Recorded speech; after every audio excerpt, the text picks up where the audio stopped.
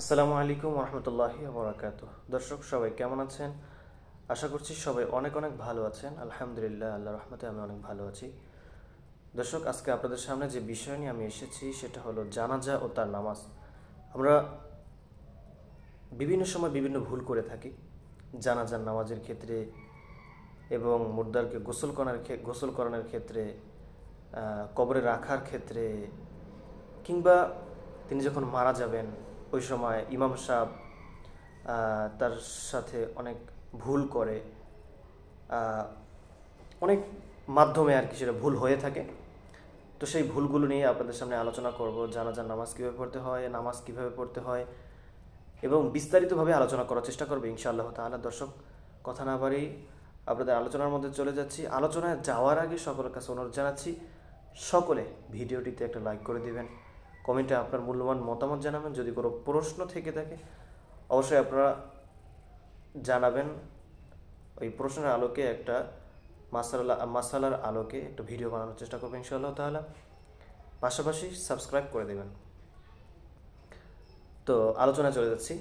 জানাজা ও তার নামাজ মৃত্যুসজ্জায় করণীয়। আল্লাহ তাআলা বলেছেন, কুল্লু নাফসিন যায়িকাতুল মাউত, প্রতিটি প্রাণীকে মৃত্যুর স্বাদ গ্রহণ করতে হবে। সুতরাং মুসলমানের কর্তব্য হলো জীবনের কাজকর্মে ব্যস্ত থাকা অবস্থায়ও মৃত্যুকে সব সময় স্মরণ রাখা এবং নেক আমলের মাধ্যমে মৃত্যুর প্রস্তুতি গ্রহণ করা। কারণ যে কোনো সময় মৃত্যুর ডাক আসতে পারে, যে কোনো সময় আমাদের মৃত্যুর ডাক আসতে পারে। এই জন্য আমরা সর্ব অবস্থায় মৃত্যুকে স্মরণ করব, সর্ব অবস্থায় মৃত্যুকে স্মরণ করব।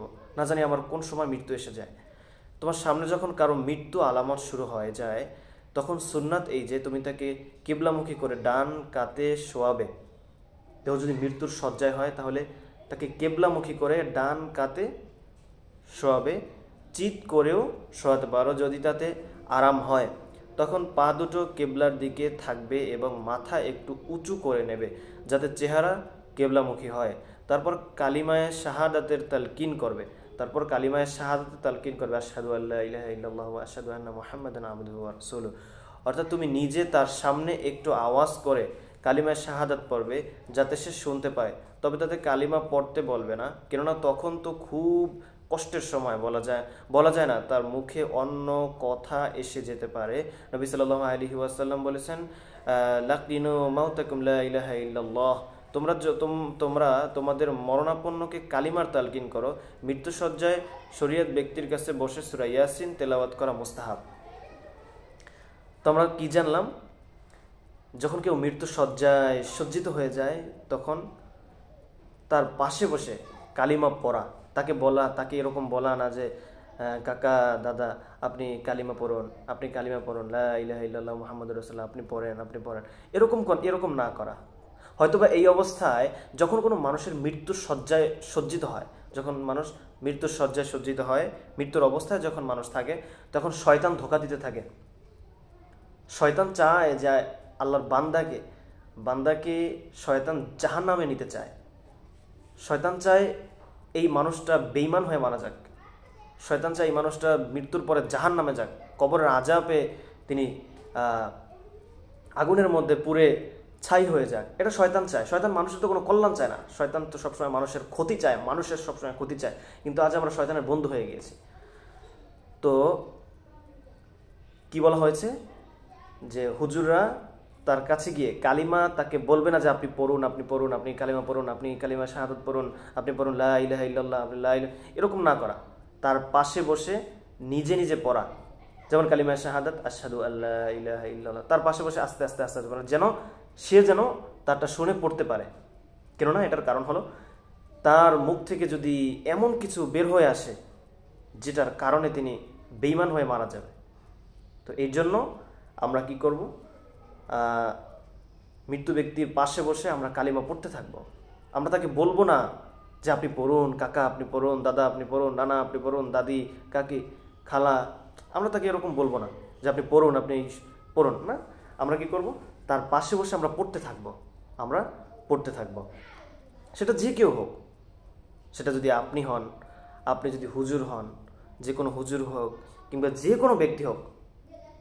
এমন না যে হুজুরকে এনে কালিমা পড়াতে হবে, কালিমা শাহাদাত পড়তে হবে, এরকম কিছু না। আপনিও নিজে নিজে পড়তে পারেন। আপনি হুজুর হতে পারেন, আপনি যে কোনো কেউ হতে পারেন। এই জন্য আমরা কি করব, কালিমা শাহাদাত কিংবা কালিমা আমরা তার পাশে বসে, মৃত্যুর শয্যায় যখন কেউ পতিত হবে তখন তার পাশে বসে আমরা এটা পড়তে থাকবো। দ্বিতীয় নম্বর যেটা বলা হয়েছে সেটা হলো সূরা ইয়াসিন তেলাওয়াত করা। নবী করিম সাল্লাল্লাহু আলাইহি ওয়াসাল্লাম বলেন, মা মিন মারাদিন ইউকরাউ ইনদাহু ইয়াসিন ইল্লা মাতা রায়্যানা ওয়া উদখিলা ফি কবরিহি রায়্যানা ওয়া হুশিরা ইয়াউমাল কিয়ামাতি রায়্যানা। রাওয়াহু আবু দাউদ শরীফের হাদিস। কোনো মৃত্যু রোগীর কাছে সূরা ইয়াসিন পড়া হলে অবশ্যই সে তৃপ্ত অবস্থায় মৃত্যুবরণ করে, এবং তৃপ্ত অবস্থায় তাকে কবরে দাখিল করা হয় এবং কিয়ামতের দিন তাকে তৃপ্ত অবস্থায় ওঠানো হয়। মানুষ যখন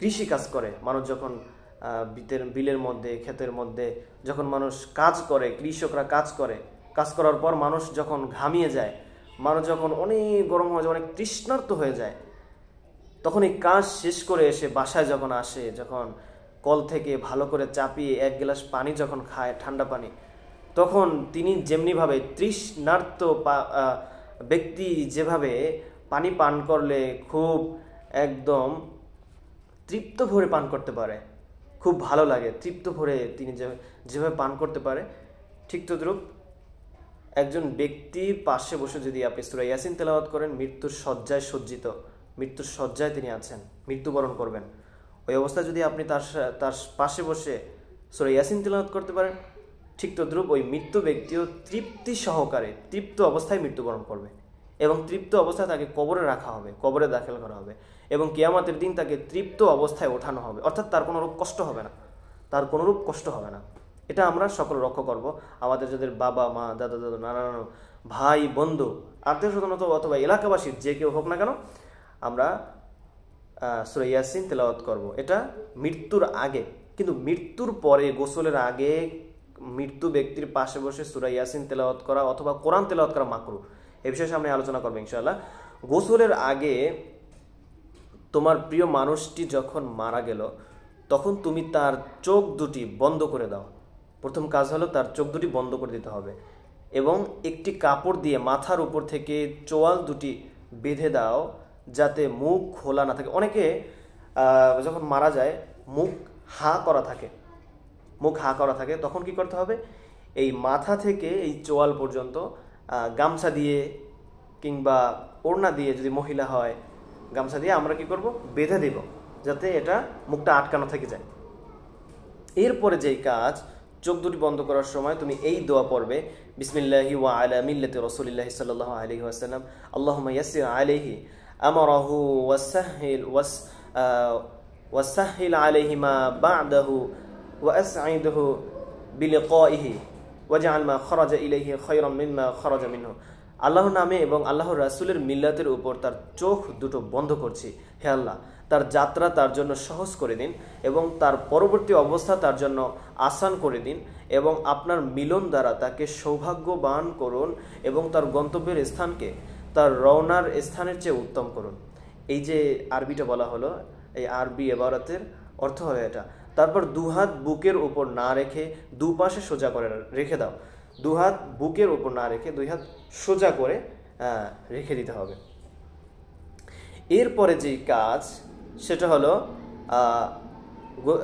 রেখে দেওয়ার পরে গোসলের আগে মাইয়েতের নিকটে শব্দ করে কোরআন পড়া মাকরুহ। গোসলের আগে মাইয়েতের পাশে শব্দ করে কোরআন পড়া মাকরুহ। দূরে বসে তেলাওয়াত করা অবশ্য মাকরুহ নয়, দূরে বসে তেলাওয়াত করতে পারেন, অসুবিধা নেই। মৃত্যুর ঘোষণা দেয়া উত্তম, যাতে মানুষ মৃত্যু থেকে শিক্ষা নিতে পারে এবং জানাজায় শরীক হতে পারে। তবে গোসল ও কাফন দাফনে বিলম্ব না করা মুস্তাহাব। আমরা অনেকে বিলম্ব করে থাকি, দাফনে অনেক সময় বিলম্ব করে থাকি, জানাজায় অনেক সময় বিলম্ব করে থাকি। এটা বিলম্ব না করাই মুস্তাহাব, অর্থাৎ আমরা এই বিষয়ে বিলম্ব করবো না। যত তাড়াতাড়ি সম্ভব আমরা এই বিষয়গুলো সমাপ্ত করার চেষ্টা করবো ইনশাআল্লাহ তাআলা। গোসলের আহকাম, গোসল কিভাবে করতে হবে। মাইয়াতের গোসল জীবিতদের উপর ফরজে কিফায়া, গোসলের শর্ত 1 নম্বর, মাইয়াত মুসলমান হতে হবে, সুতরাং কাফিরকে গোসল দেয়া হবে না। 2 নম্বর, মাইয়াতের শরীরের অধিকাংশ বিদ্যমান থাকা কিংবা মাথা সহ অর্ধেক শরীর বিদ্যমান থাকে। যেমন একজন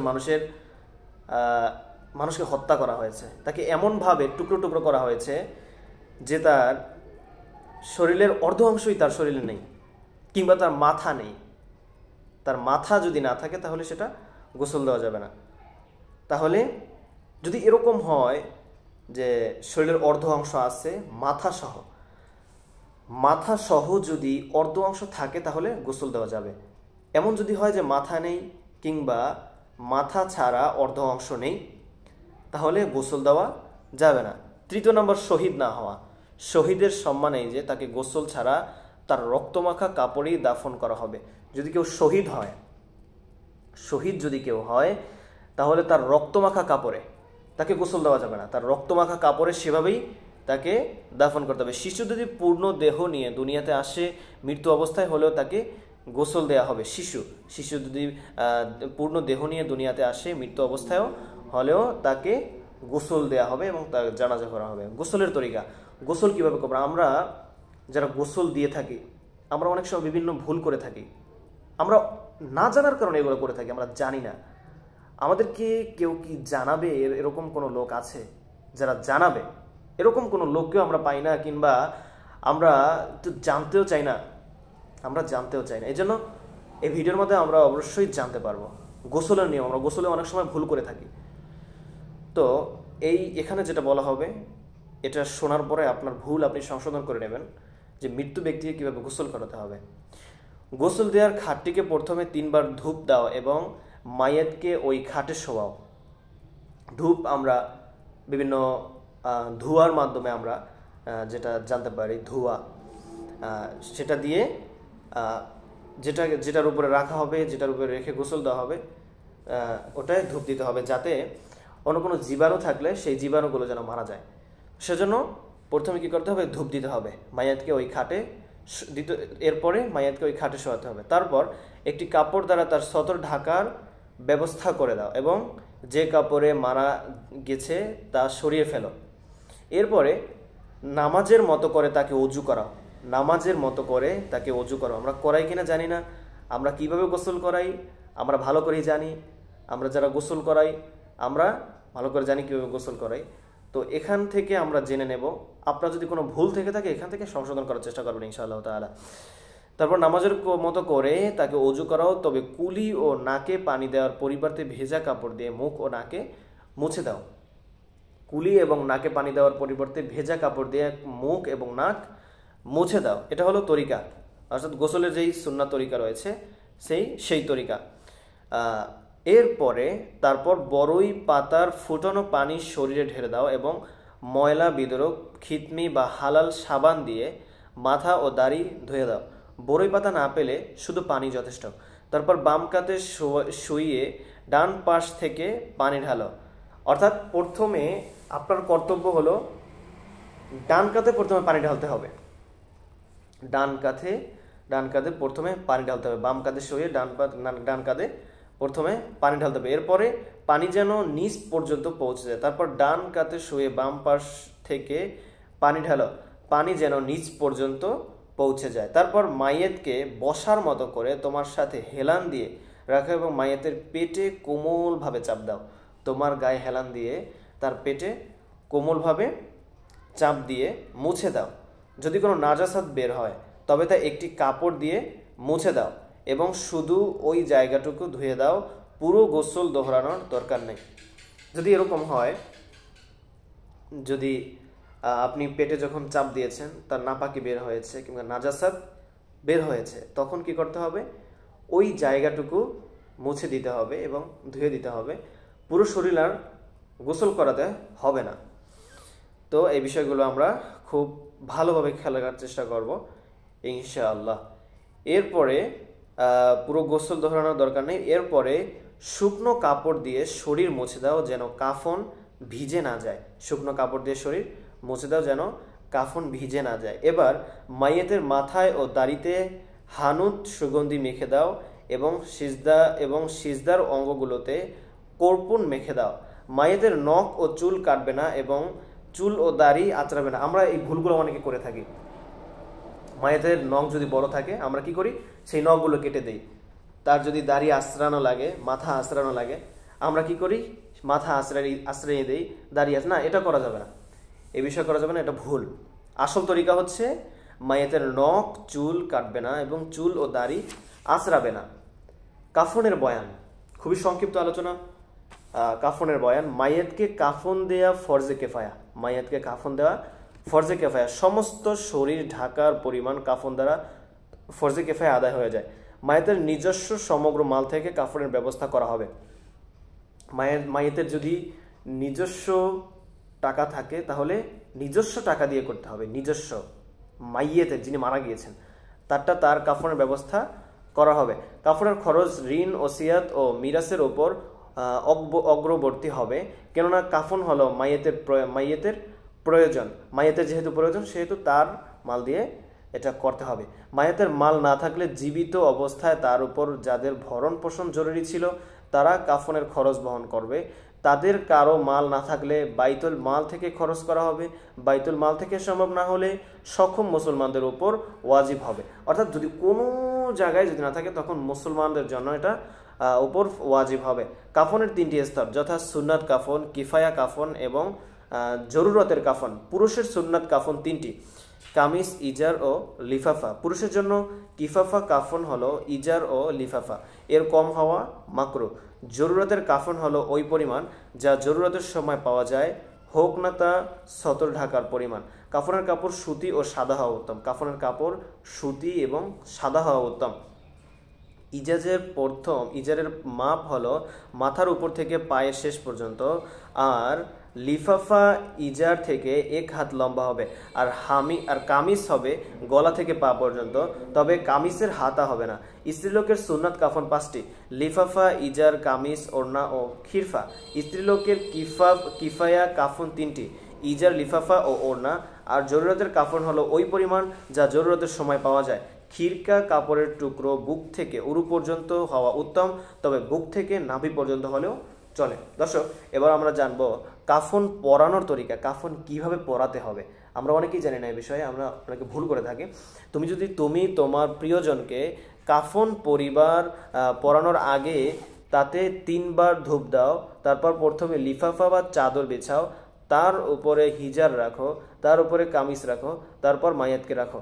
প্রথমে কামিজ পরাও, তারপর প্রথমে বাম দিক থেকে এবং পরে ডান দিক থেকে ইজার ভাঁজ করো, তারপর লিফাফা প্রথমে বাম থেকে তারপর ডান থেকে ভাঁজ করো এবং মাথা ও পায়ের দিক থেকে কাফন বেঁধে দাও যাতে কাফন খুলে না যায়। স্ত্রীলোককে কাফন পরানোর তরিকা এই যে, প্রথমে লিফাফা বিছানো হবে, তারপর উপরে ইজার বিছানো হবে, তারপর উপরে কামিজ বিছানো হবে। প্রথমে কামিজ পরানো হবে এবং চুল দুটি বেনি করে দুদিক থেকে বুকের উপর কামিজের উপরে রাখা হবে। তারপর তার মাথায় ওড়না দেয়া হবে, তবে পেঁচানো হবে না, বাঁধাও হবে না। তারপর ইজারকে প্রথমে বাম দিক থেকে এবং পরে ডান দিক থেকে পেঁচানো হবে। তারপর খিরকা দ্বারা বুক বাঁধা হবে। তারপর লিফাফা প্রথমে বাম থেকে পরে ডান থেকে পেঁচানো হবে। আমরা এটা ভালো করে এটা বুঝে নেব কিভাবে এটা করতে হয়।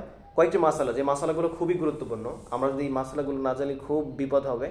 মাসালাগুলো খুব গুরুত্বপূর্ণ, জানলে খুবই উপকার হবে ইনশাআল্লাহ তাআলা।